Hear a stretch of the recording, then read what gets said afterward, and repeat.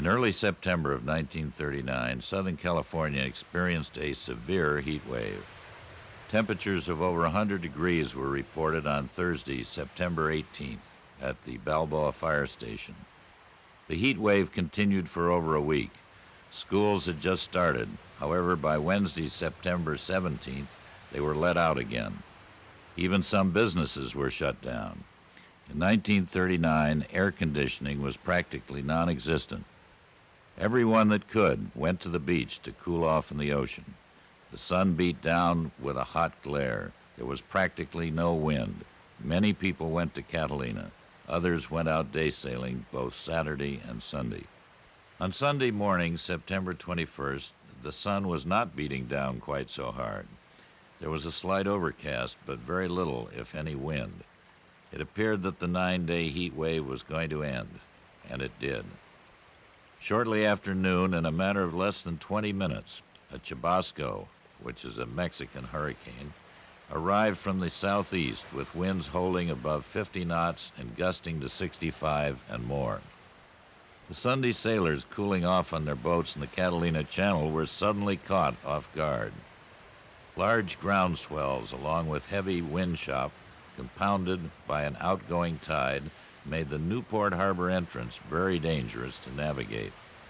The large ground swells were humping up and breaking from jetty to jetty. Not only was there extensive damage to boats and other property in the Newport area, but also in many other areas along the south-facing beaches. Several boats at Los Angeles Yacht Club were damaged or sunk. The clubhouse itself was washed off its foundation and nearly deposited into Fish Harbor. Windows in the San Pedro Lighthouse were broken out in both the first and second story by the seas and hurricane velocity winds. A small boat up close to the outside of the Los Angeles harbor breakwater was picked up by a huge wave and washed over the rocks and deposited right side up on the inside of the harbor. Most of what you are about to see was taken with a 16mm amateur movie camera from the East Jetty, the Corona del Mar side of the Newport Harbor entrance. The film was kept safely by Mr. Al Adams, a well-known Southern California sailor for over 50 years. In 1991, he made it available to the Newport Harbor Nautical Museum. It was that film that forms the base for this video. The first scene shows the seas that are coming into the jettyway, and in a moment you will see boats trying to get in out of the storm.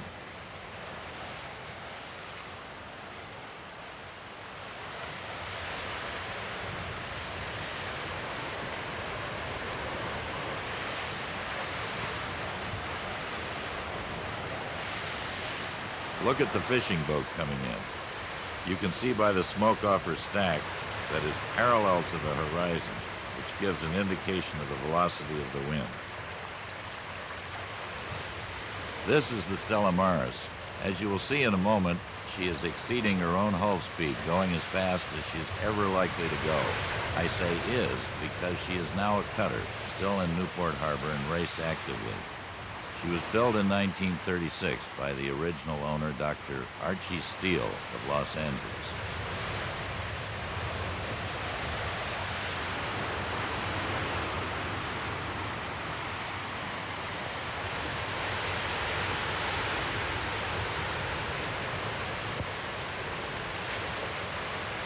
Look closely here and you will see a small boat with 3 people aboard about to capsize. There it goes over. This boat is coming alongside to get people out of the water from that small boat. We believe that it is the Blue Water skippered by Pat Dunn. The harbor department is going to arrive in a moment in a speedboat. There's a lot of confusion. This sailboat is coming in and is caught by a following sea. She's thrown to the west and just missed the boat trying to make the rescue. Here you see her on the far side, thrown about halfway across the jetty. Harbor boat was being operated by Dave Gogarty, assistant harbor master at the time. Not exactly what you would pick for the perfect rescue vessel. The cruiser, Blue Water, is caught broadside by a wave. Notice how deep the trough is as she goes out of sight. Now the boats are attempting to get the people out of the water. There, the boats are out of sight again.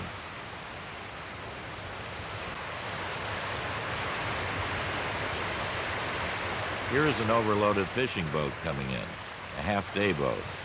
The Coast Guard took a good look at the number of people being carried on these boats, and new regulations were shortly thereafter adopted regarding the number of people a commercial boat could carry. The two young men on the surfboards are John Lugo and Ralph Dawson. They were surfing when the real trouble started. It turned out that they were real heroes, as you will see in a minute. Now, quickly, watch. The second boat has just capsized. She was the Jolly Tom, a 34-foot wheeler cabin cruiser.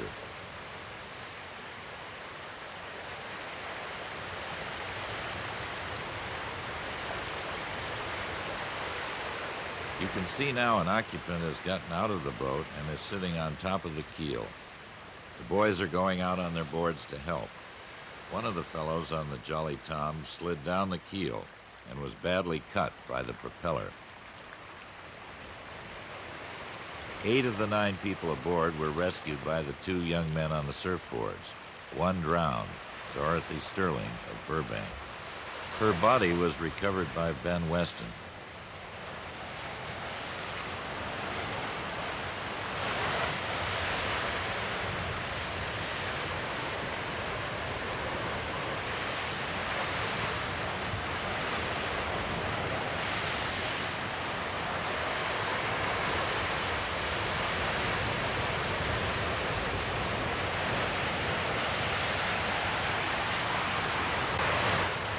This is what is left of the boat that capsized, a total loss. Here we see another overloaded fishing boat coming in. Watch them drop out of sight. All up and down the coast, many interesting stories came out of this experience. One such concerns Mr. Porter Sinclair, the founder of the original Newport Marine Hardware store and a well-known yachtsman in this area. He was sailing in Catalina Channel. It was thought for a time that he had been lost at sea, not having been heard from for about 3 days. He prudently decided that rather than attempt to make the harbor entrance, he would run off with the southeasterly. He ran all the way to the Channel Islands off Santa Barbara, 100+ miles. When the storm subsided, he calmly sailed back to Newport. Here's a powerboat coming in. It gets caught by a following sea and goes out of control. He's surfing, going too fast. The helmsman momentarily loses control of the boat, which is nearly thrown up on the rocks. Apparently reverses his engine, gets her stopped, and the next sea piled in where he was. That's a close call. This is the playground area of the Newport jetty. Blasts of 65 knots made it difficult to hold the camera.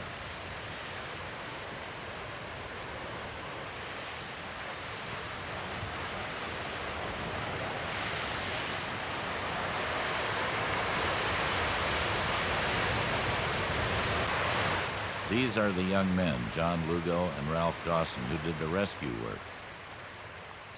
It was thought for years that they had received medals for their heroism. In fact, it never happened. Too bad, they were certainly deserving. Pat Dunn of the Blue Water also should have been recognized.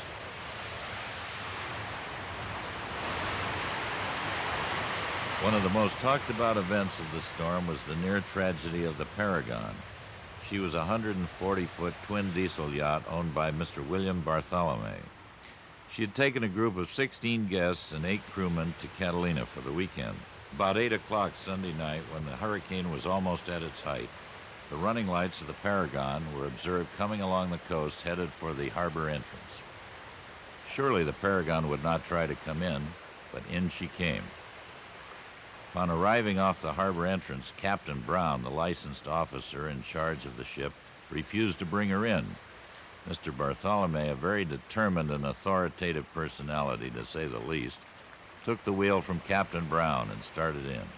Paragon surfed down a large groundswell, went out of control, and the port quarter hit the end of the west jetty and rolled back into the clear.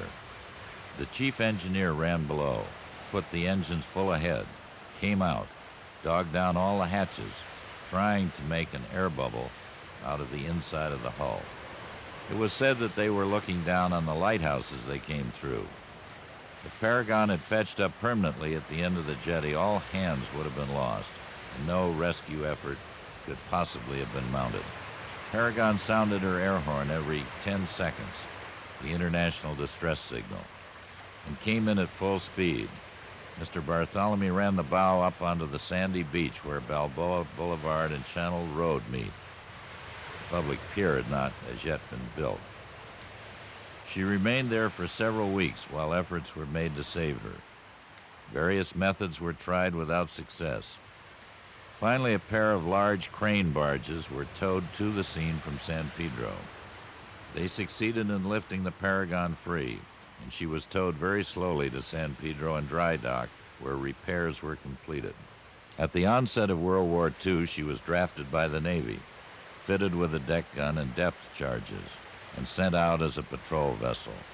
She ended her days, believe it or not, hauling bananas from Central America to Southern California until she ran aground in Mexico, and this time was a total loss. When nature runs amok, someone has to be blamed, and guess who it was in 1939? Of course, the Weather Service.